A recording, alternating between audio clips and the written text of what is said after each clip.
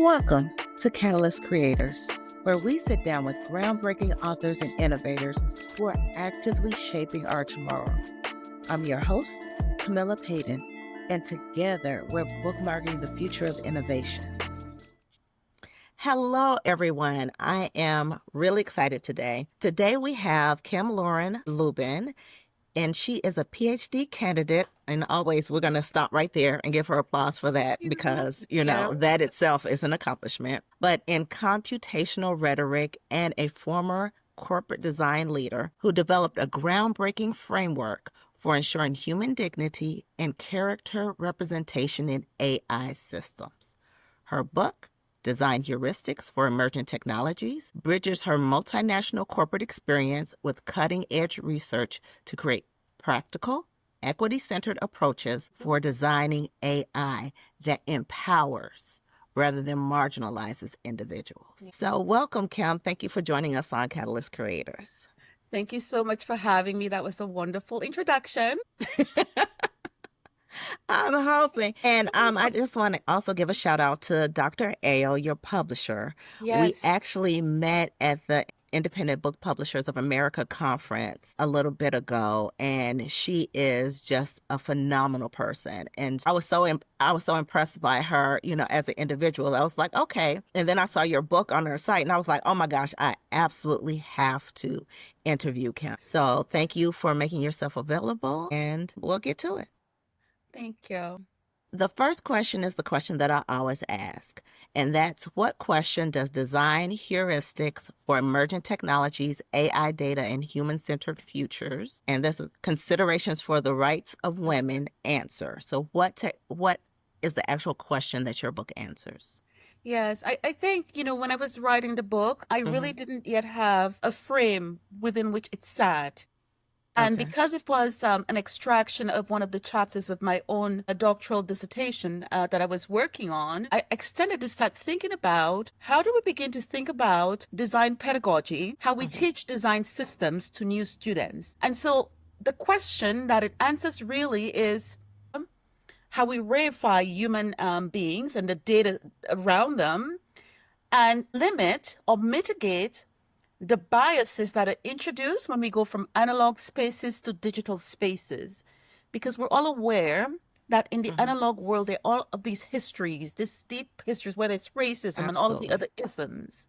How do we actually critically think about the process of digitization, which concerns human data, to ensure that we're mitigating the biases entering that data stream or that design stream?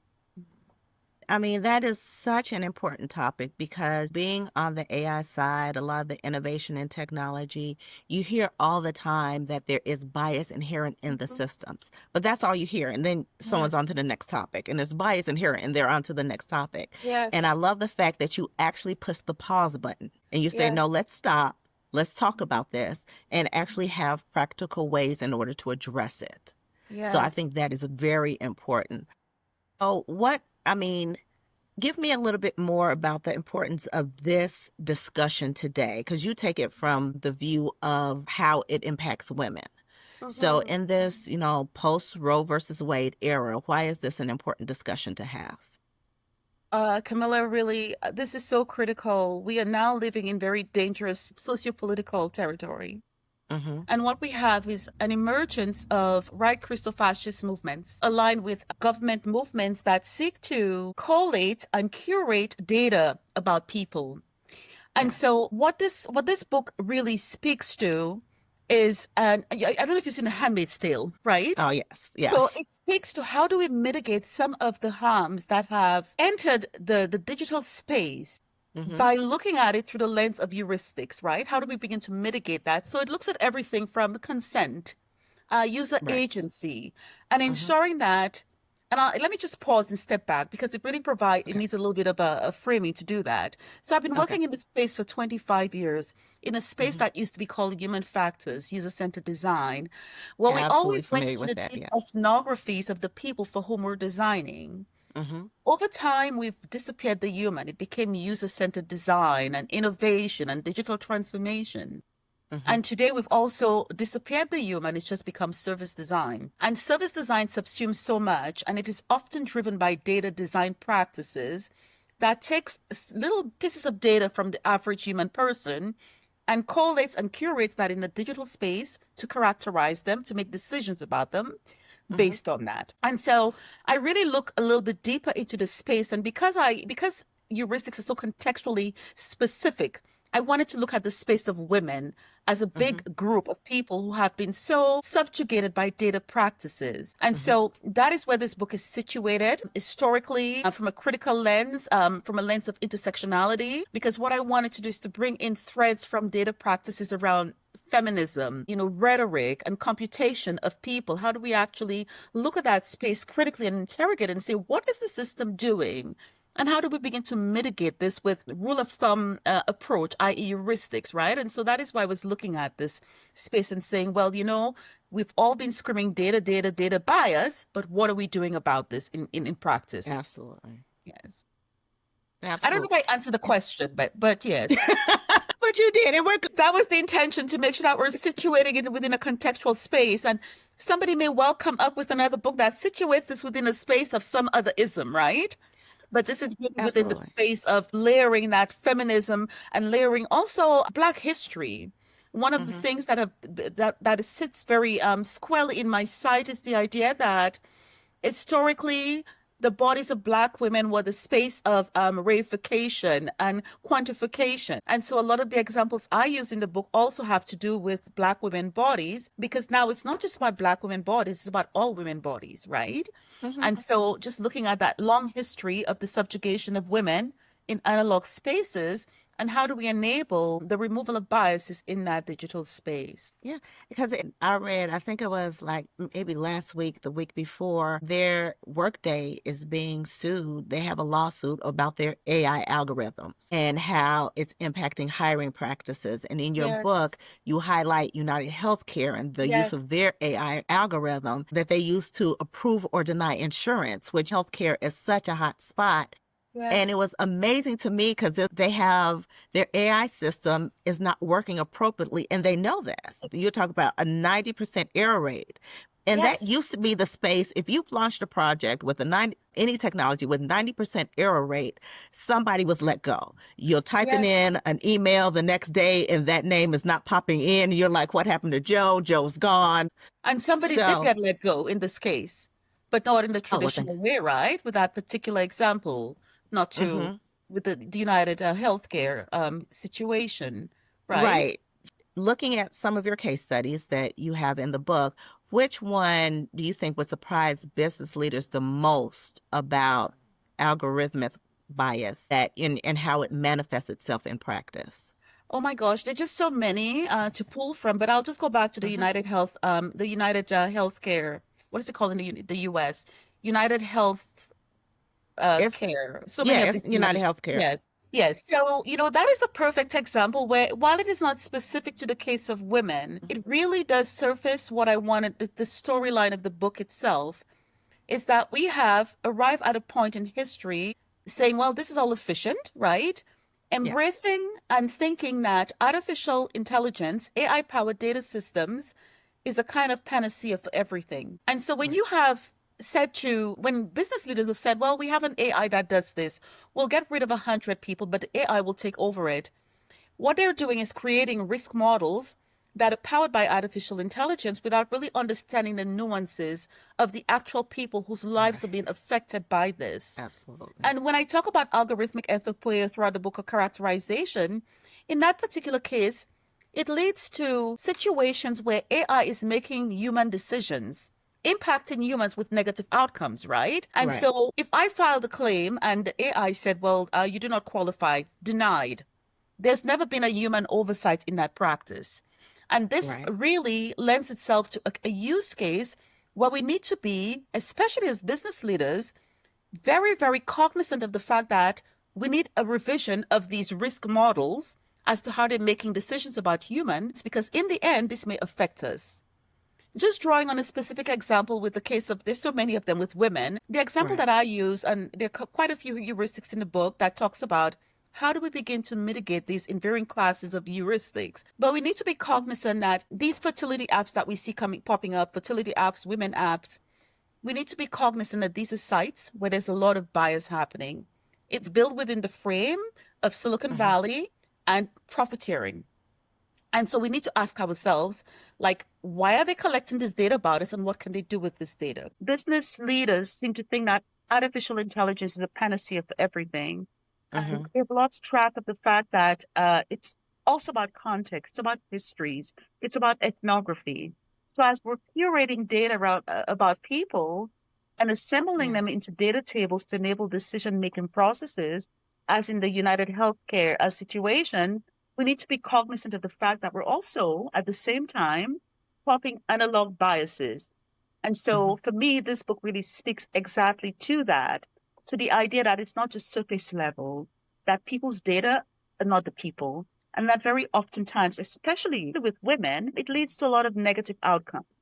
And the example that I often use is the one with Facebook, or rather Meta in that case, where during the reversal of Roe v. Wade, which is not something we talk about here in Canada, but they allowed federal agencies to actually have access to women's data.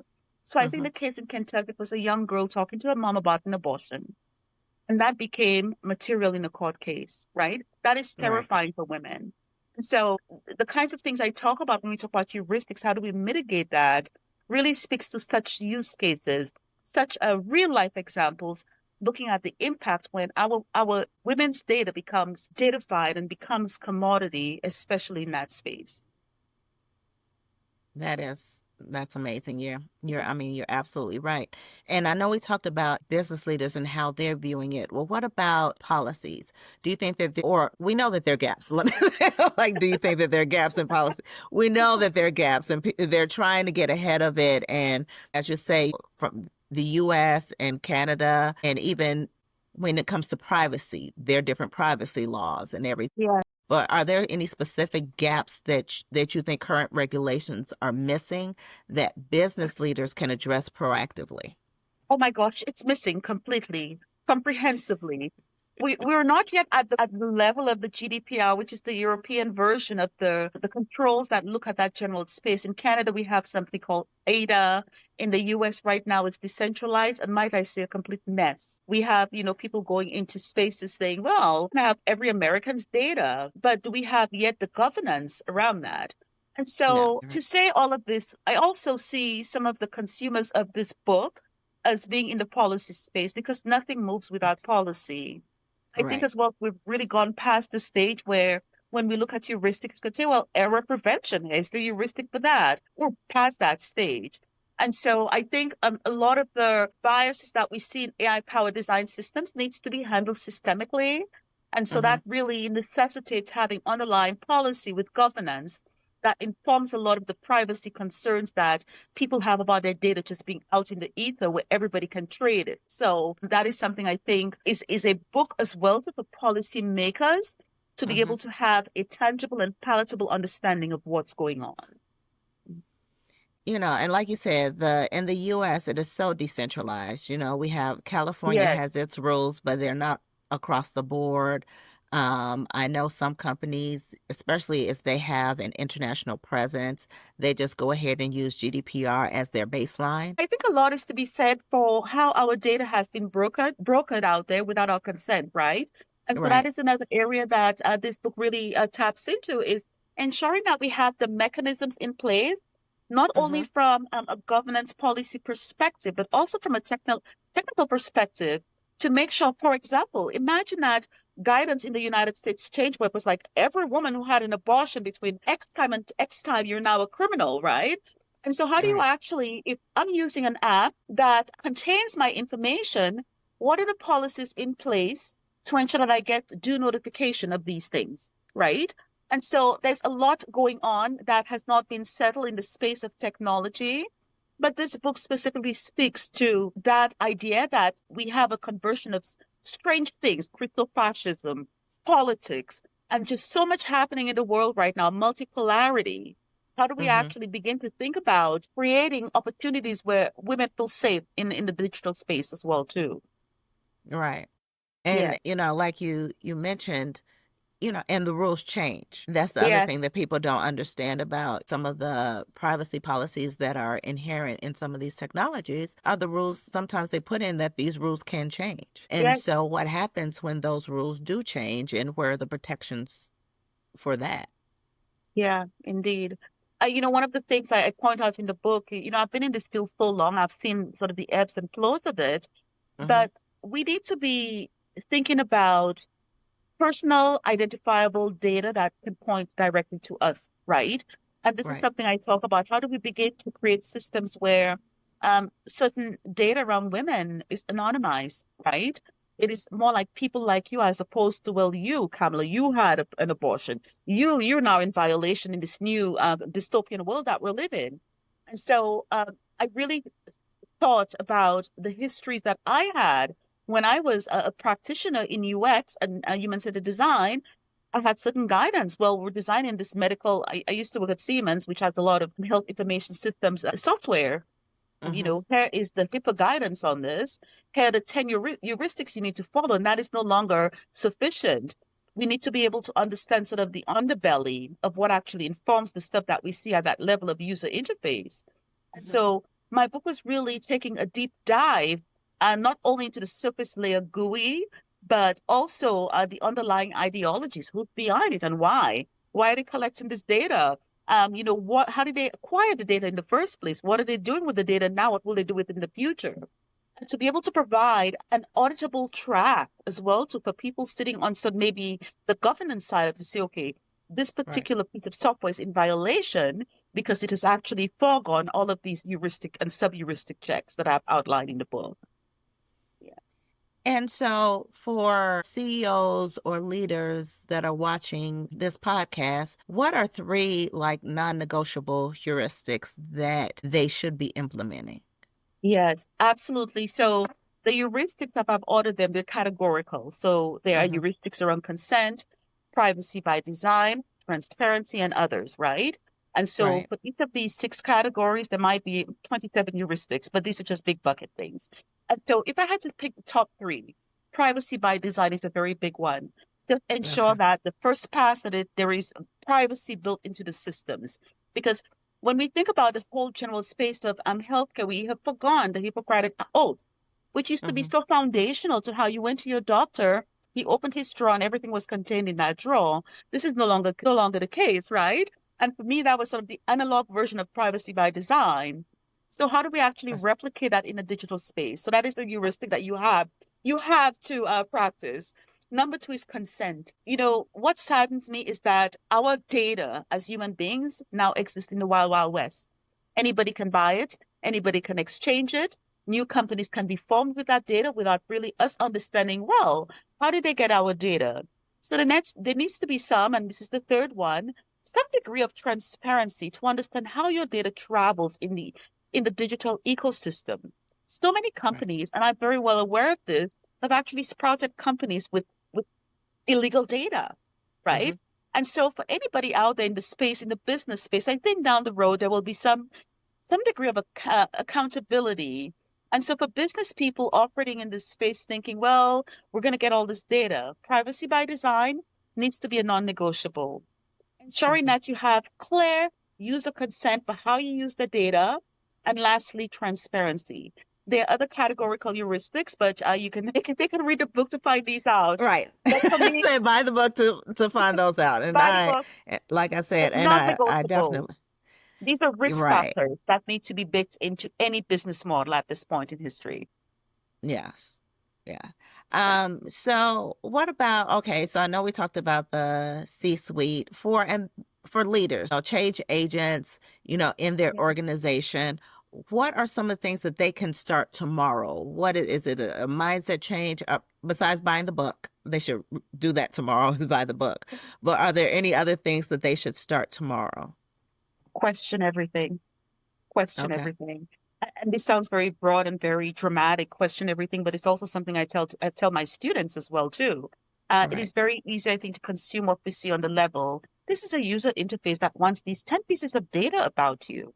And so from my perspective as a design leader in the past, when I see things that are like, it's like going in Canada. Well, let me just pause. In Canada, when you go to what we call the LCBO, it's a liquor store, they ask you, Mm-hmm. what is your postal code? Right? I'm like, what does that have to do with me buying a beer? You know? Right. So I will use that analogy to say, in the context of practitioners, when you see in a user interface that a user is being asked some weird question, why? Ask why and really advocate for the user in these contexts. So I think there's Mm-hmm. still opportunity to actually, as designers, as groups of designers with some degree of power, to actually question that, but not only question that, but also frame it as a risk factor, a risk Right. factor.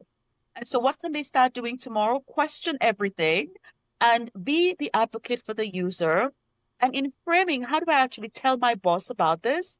You begin to frame things as a potential risk factor. You have to do that because companies understand that language. Yeah. And I think what you mentioned about being the advocate for the user, Yes. that is such an important statement.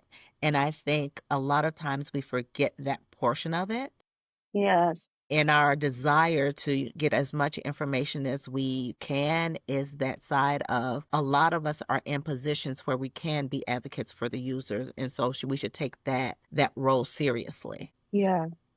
Absolutely. The other funny analogy that I Go ahead. often think about when I left Facebook in 2011, I had Mm-hmm. been using Facebook. I was just like, a big Facebook fan. And I remember the day Facebook asked me, what high school did you go to? And I was just like, why would you want to know what high school I went to, right? It was just a place where I exchanged pictures. My friends and family would like it. And then it Mm-hmm. was just like more, questions and questions. And so, it's the same thing, just making sure that we have an understanding of why we are doing the things we're doing as practitioners. And also the recognition that the data that we collect about our users, behind that data are real people, right? Yeah. And so making sure that we advocate for users from that perspective as well too. And so, my last question is, what gives you the most hope about the future of human-centered AI design? Because I know we talked about, things that can be improved and, its current state. So, what gives you the most hope about the future? That is a very loaded question. What gives me the most hope? I looked life through the lens of on a timeline. And when I Mm-hmm. started in this field 25 years ago, I was turning down jobs every week. I just couldn't. It was a lot. I worked in Princeton for 5 years before coming back to Canada. And I saw this really great climb for human factors as a general field of practice to Right. today where it is being plateaued. And I mentioned this earlier, the whole idea of where it started with human factors, and then the human disappeared. It became user experience. And now even the user is disappearing. Service design, forget the people, it's about the service. And this general trend that I have seen, and not just me, but my colleagues and I have been talking about this, it is now on a decline.